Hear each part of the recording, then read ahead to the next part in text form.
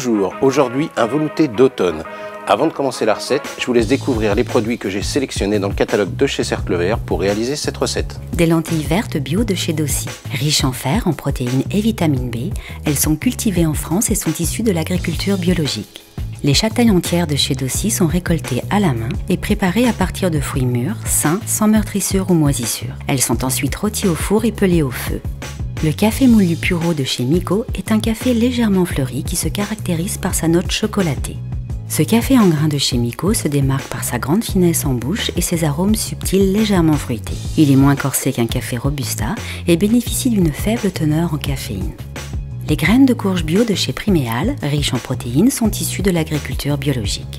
Le fumoir avec sa cloche de fumage de chez Lacor est idéal pour fumer sous cloche tout type de plat et leur confère un arôme unique.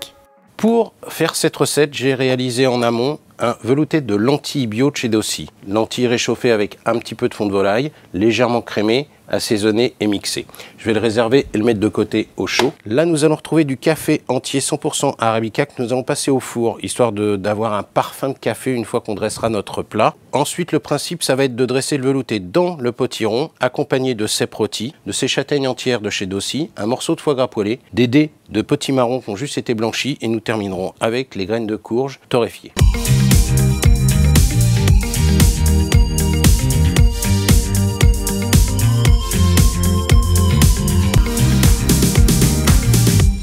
Tous nos ingrédients sont maintenant prêts pour la recette. Nous allons passer au montage. Le bol avec les grains de café ont été mis à 220 degrés pendant une dizaine de minutes. Le potiron est chaud aussi. Nous allons maintenant dresser le velouté de lentilles. Ensuite, nous allons y déposer nos châtaignes, nos cèpes, le foie gras poêlé, nos dés de potimarron chaud bien entendu, quelques graines de courge qui vont apporter un petit peu de croquant, quelques feuilles d'oseille rouge et terminer l'ensemble avec quelques petites fleurs d'ail sauvage. Et voilà, le plat est maintenant terminé. J'ai placé la cloche, la machine à fumer avec le bois d'olivier ainsi que le café moulu de chez Miko que j'ai précédemment torréfié, sinon il ne brûle pas. Je vais injecter la fumée sous la cloche et ensuite vous n'avez plus qu'à découvrir la beauté de la chose.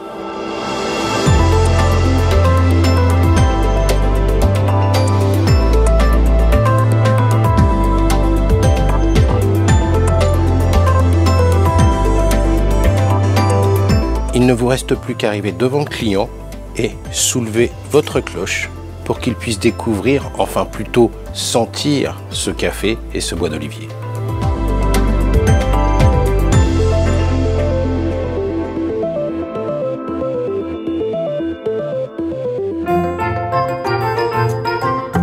L'hygiène des mains est primordiale en cuisine. Notre partenaire Gojo, spécialiste dans ce domaine, vous recommande ce distributeur de savon. La recharge est rétractable et facile à installer. Il est solide, fiable et facile à entretenir. Sa grande fenêtre permet de visualiser facilement le niveau du savon.